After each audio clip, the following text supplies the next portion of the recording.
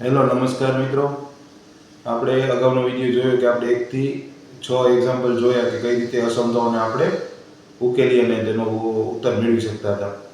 આ વિડીયોની અંદર આપણે એ જોવાનું છે કે જ્યારે અસમતાઓ આપેલી હોય તો તે અસમતાઓનો ઉકેલ તો આપણે મેળવવાનો છે, પણ તે ઉકેલને આપણે સંખ્યા રેખા ઉપર કઈ રીતે દર્શાવી શકીએ કે તે સંખ્યા રેખા ઉપરથી આપણે દર્શાવીને સાબિત કરી શકશું કે તેનો ઉકેલ કઈ બાજુ થાય અને તેનો ઉકેલ કઈ રીતે હોઈ શકે. તો તમારે અહીંયા અસમતાઓ આપેલી હશે એક્ઝામ્પલ નંબર 7 થી 10 સ્વાધ્યાય 6.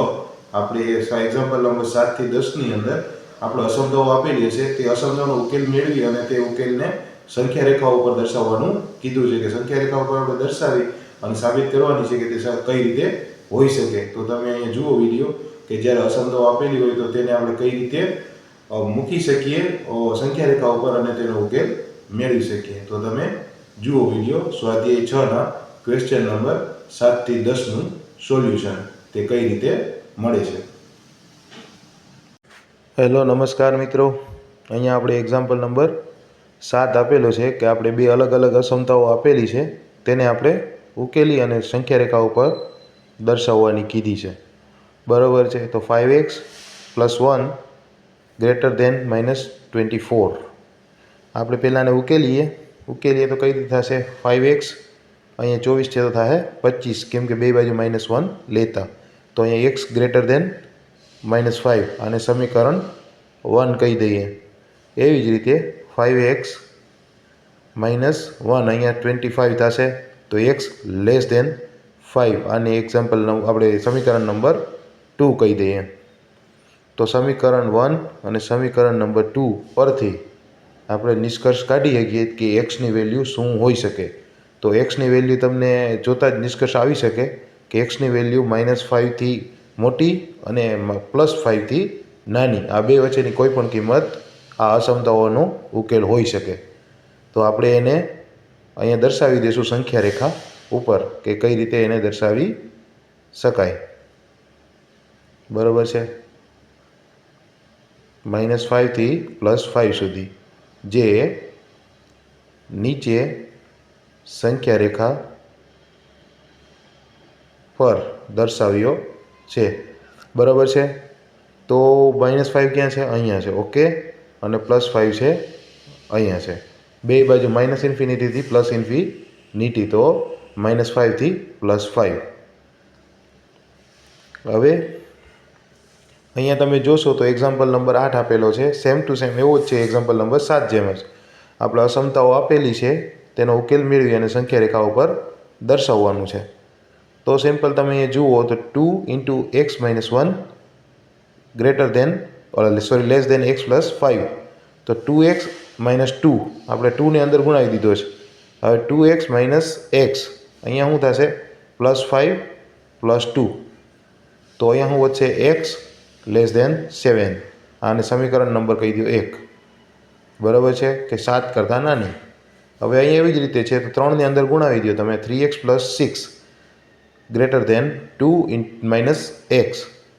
અહીંયા હવે x ને આ બાજુ લઈ લો એટલે એ થશે +6 ને ઓલી બાજુ જવા દો એટલે એ થશે માઇનસ. બરાબર છે. તો અહીંયા શું આવશે? 4x greater than -4. તો એક્સની વેલ્યુ શું થશે? x greater than -1. આને કહી દે સમીકરણ નંબર 2.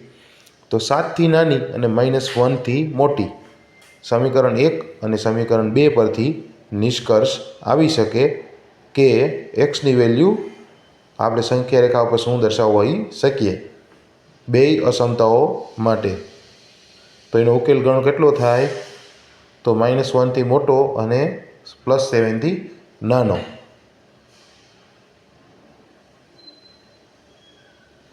સેટ કરેલ ઉકેલ -1 7 છે જે નીચેની સંખ્યા રેખા પર દર્શાવ્યો છે. બરાબર. આપણે હવે એને દર્શાવી દઈએ. તો -1 ક્યાં છે? તો કે અહીંયા છે. બરાબર છે. અને +7 અહીંયા છે. એ બે વચ્ચેના જેટલા ઘટકો છે તે આ અસમતાઓનો કોઈ પણ ઉકેલ હોઈ શકે. બરાબર છે. હવે એવી જ રીતે અહીંયા એક્ઝામ્પલ નંબર 9 આપેલો છે કે નીચેની અસમતાઓનો ઉકેલ મેળવો અને તેને સંખ્યા રેખા પર દર્શાવો. તો બે અલગ અલગ અસમતાઓ આપેલી છે, એમાં એક્સની મિનિમમ વેલ્યુ અને મેક્સિમમ વેલ્યુ શોધી અને સંખ્યા રેખા ઉપર સિમ્પલ દર્શાવવાની કીધી છે. તો 3x - 7 એ એમનેમ રહેશે ગ્રેટર દેન 2x - 12 આપણે બેની અંદર ગુણાવી દીધા. હવે 3x એમનેમ 2xને આ બાજુ લઈ લો એટલે એ થશે માઇનસ, -7 ઓલી બાજુ જવા દો એટલે એ થશે પ્લસ. બરાબર છે. હવે તમે જુઓ તો અહીંયા થશે x, અહીંયા થશે -5. આને કહી દો સમીકરણ નંબર 1. એટલે એક્સની કિંમત -5થી મોટી. હવે અહીંયા શું થશે 6x એમનેમ, બરાબર છે, અને 11 - 2x આપણે લઈ લીધું છે. સોરી, કાંઈ વાંધો નહીં, આપણે બીજી વખત કરી દઈએ. તો -x + 2x અને અહીંયા 11 - 6 થશે. હવે તમે જોશો તો અહીંયા થશે +x ગ્રેટર દેન 5. આને કહી દો સમીકરણ 2 કે 5થી મોટી, આપણે સોરી 5થી મોટી અને -5થી મોટી. બરાબર છે. તો સમીકરણ 1 અને સમીકરણ 2 પરથી નિષ્કર્ષ આવી શકે છે કે અસમતાઓ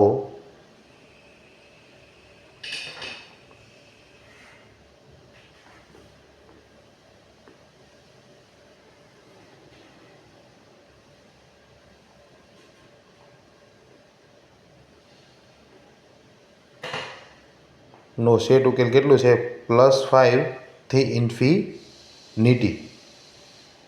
બરાબર છે. કેમ કે તમે જુઓ છો -5થી મોટો અને 5થી એ મોટો, તો 5થી મોટું ઇન્ફિનિટી બાજુ બધા ઉકેલ એનો થશે. તો સંખ્યા રેખા ઉપર ક્યાં છે 5? અહીંયાથી આ ઇન્ફિનિટી જે બતાવું છું તમને, બરાબર છે, ત્યાં સુધી બધો એનો ઉકેલ થશે. તો 5 અને ઇન્ફિનિટી. બરાબર છે. હવે અહીંયા એક્ઝામ્પલ નંબર 10 આપેલો છે કે બે અસમતાઓ આપેલી છે એમાં, અને આપણે ઉકેલ મેળવી અને સંખ્યા રેખા ઉપર સિમ્પલ દર્શાવવાનું છે એને. તો એ સંખ્યા રેખા પણ મેં લીધેલી છે. હવે તમે સિમ્પલ પહેલાં છે ને કાઉન્સને અંદર ગુણાવી દો. તો 10x - 35 - 6x - 9 less than or equal to 0. હવે અહીંયા શું થશે 4x - 44 less than or equal to 0. અહીંયા શું થશે તો 4 છે એને કોમન આપણે કાઢી લઈએ, ભગવી નાખીએ તો x less than or equal to 11. આને સમીકરણ કહી દો 1. એવી જ રીતે અહીંયા થશે 19 - 47 અહીંયા લેસ દેન 6x - 2x. બરાબર છે. તો અહીંયા શું થશે -28 less than or equal to 4x. હવે તમે જુઓ તો આપણે એક્સની વેલ્યુ લઈ લઈએ ખાલી, તો છે -7 less than or equal to x. આને કહી દઈએ સમીકરણ નંબર 2. તો 11 કે તેથી નાની અને -7 કે તેથી મોટી, એ બધા આ બે અસમતાઓનો ઉકેલ ગણ હોઈ શકે. તો સમીકરણ 1 અને સમીકરણ 2 પરથી નિષ્કર્ષ આવી શકે છે કે અસમતાઓ ની આપેલ સિસ્ટમ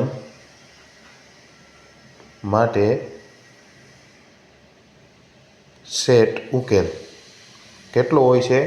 તો કે -7 થી +11 સુધી, જે નીચેની સંખ્યા રેખા ઉપર દર્શાવ્યો છે. બરાબર છે.